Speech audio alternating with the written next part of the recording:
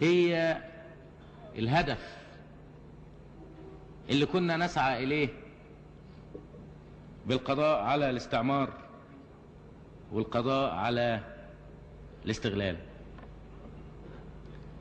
بيطلع واحد مربي دقنه ويقول لك الاشتراكية كفر. طيب ليه الاشتراكية كفر؟ ده أنا باخد العامل اللي انت بتسف دمه بديله حق، الاشتراكية بتديله حق. الفلاح الاشتراكية بتديله حق. الفرص الاشتراكية بتديها لكل الناس. العلاج الاشتراكية بتعالج. الإقطاع الاشتراكية بتقضي على الإقطاع وتحول مجتمع السادة والعبيد إلى مجتمع من السادة، بنقضي على مجتمع العبيد. الاشتراكية إيه؟ الاشتراكية إن أنا أدي للبني آدم إنسانيته وأدي للبني آدم حقه في الحياة. الاشتراكية إيه؟ الاشتراكية معناها إن كل الناس تعمل من أجل مجتمع عزيز، ولكن ما يطلعش عيلة كل واحد فيها ياخد له 170، اللي بياخد له 170 مليون ريال واللي بياخد له 50 مليون ريال واللي بيحطه في البنوك اللي بره. الاشتراكية ايه؟ الاشتراكية ان احنا نقضي على الفقر، نأخذ من اهل الغنى ونعطي لأهل الفقر. ده بالنسبة ليهم كفر. كفر ليه؟ لأن هم أهل الغنى. اللي بيطلع اللي بيقول هذا الكلام يقول لك الاشتراكية ضد الدين، هو أهل الغنى، هو اللي سافف الفلوس وهو اللي واخد الفلوس، هو اللي بياخد ثروة البلد كلها لنفسه. فطبعا عايز أطبق الاشتراكية هيجيب فلوسه يوزعها على الناس. طب هو عبيط هيجيب فلوسه يوزعها على الناس؟ ده هو بيعتقد ان هو من عيلة مميزة، عيلة الأسياد وبقية الناس عبيد. هل ده هو الإسلام؟ هل الإسلام قال ان تكون فيه عيلة تسود والشعب كله عبيد؟ هل الإسلام يقول ان تطلع عيلة في بلد وتحكم حكم إقطاعي وتسف كل الفلوس اللي طالعة كلها بتروح للعيلة والباقي قاعدين مش لاقيين ياكلوا؟ هل الإسلام بيقول إن الشعب يكون كله من العبيد وتكون هناك عيلة مميزة هي اللي تاخد الدخل كله؟ هل الإسلام يقول إن احنا ناخد فلوس المسلمين، ننهب فلوس المسلمين ونسف فلوس المسلمين ونسرق فلوس المسلمين؟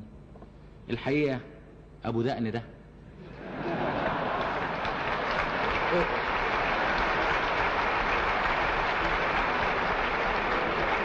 أما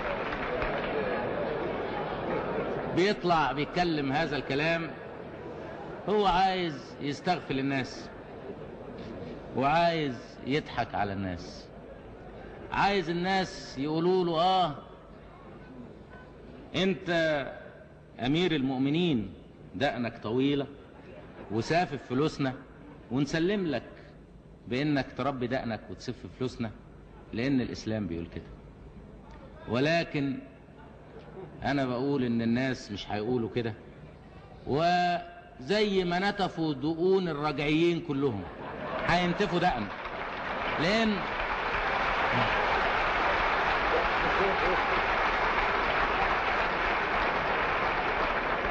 ده سنة الكون، مش انا اللي عملت الكلام ده سنة الكون ودي الطبيعة. ممكن نستغفل الناس 10 سنين و20 سنة، ولكن هنستغفل الناس على طول؟ بنطلع نقول لهم دي الاشتراكية ضد الدين، هم الناس مغفلين.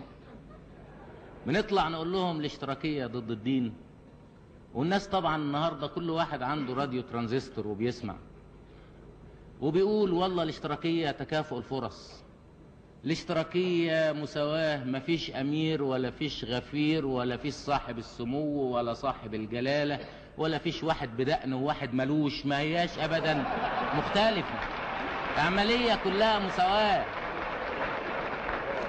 أدي الاشتراكية. الاشتراكية ازاي تبقى ضد الدين إلا إذا كنتوا يا أصحاب الذقون قايمين تتاجروا بالدين؟ هل الشعب مغفل علشان يقبل وتنطلي عليه التجارة بالدين؟ التجارة بالدين انطلت في وقت من الأوقات، ولكن لا يمكن. الدنيا النهاردة اتغيرت، والدين النهاردة مفهوم. الدين هو المساواة، الدين هو العدالة، والدين هو أن نعطي أموال المسلمين للمسلمين. الدين مش أبدا ناخد أموال المسلمين لواحد وعيلة وعدد من المنتفعين المستغلين. الدين هو العدالة الاجتماعية.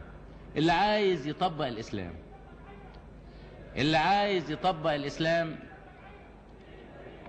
يوزع أموال المسلمين على المسلمين، يوزع أموال المسلمين على المسلمين ويقول أهو ده الدين. بقول له أنت دلوقتي بقيت اشتراكي لأنك بتقيم عدالة اجتماعية وتقيم المساواة بين الناس. اللي عايز يطبق الدين ما يقسمش الشعب إلى عيلة وشعب، عيلة من الأسياد وشعب من العبيد. ده الكفر، ده كفر الرجعية. الرجعية اللي بتحاول إنها تستغل الدين علشان تستغل أموال الناس وتأكل أموال الناس بالسحت. ولكن الناس النهاردة اتنورت